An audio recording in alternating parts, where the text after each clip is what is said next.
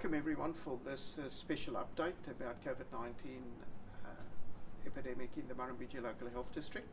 The reason why we decided to meet with the media today is about the evolving situation in Victoria, and it has required us to take some additional steps to keep the community of the Murrumbidgee Local Health District safe.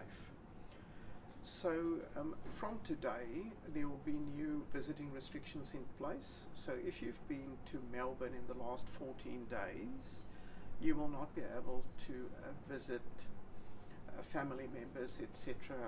in one of our hospitals, residential aged care facilities, or any other facilities where there are vulnerable population groups present.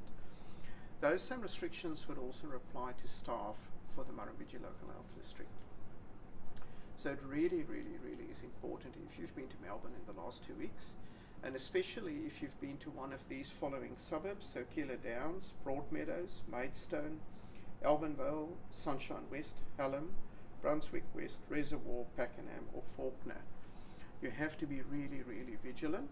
If you develop any symptoms, you need to call the COVID hotline and arrange to be tested immediately.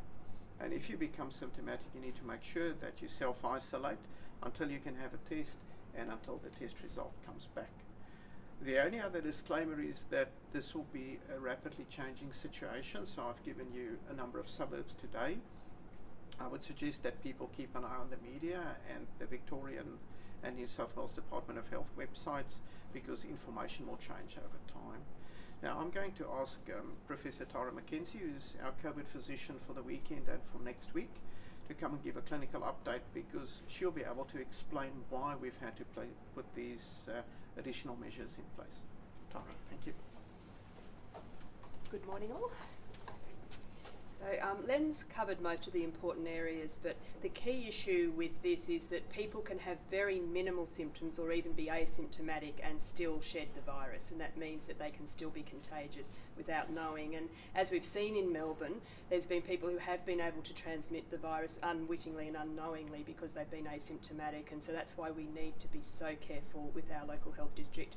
As we've discussed in the past, we've done a great job collectively, community and hospitals, of keeping our rates so low for such a long time, but because we are so close to the border and we have a lot of towns who are so close to the border, it is a real risk to us, and so that's why we have had this policy of having 14 days if you've been to Melbourne not actually coming to the hospital, and that includes all the staff. The staff will be screened by the COVID physician as well, so that there's that extra layer of security, and yeah, so that's really the key issue, is that the people don't have to be very sick and they can actually still shed the virus. And the other thing I'd reiterate is, if you are feeling unwell in any way, to contact the COVID hotline and get tested. The good news is we now have our own local testing, so the testing results are coming back much more quickly than they were a few weeks ago, and obviously that's a very positive thing for us as well.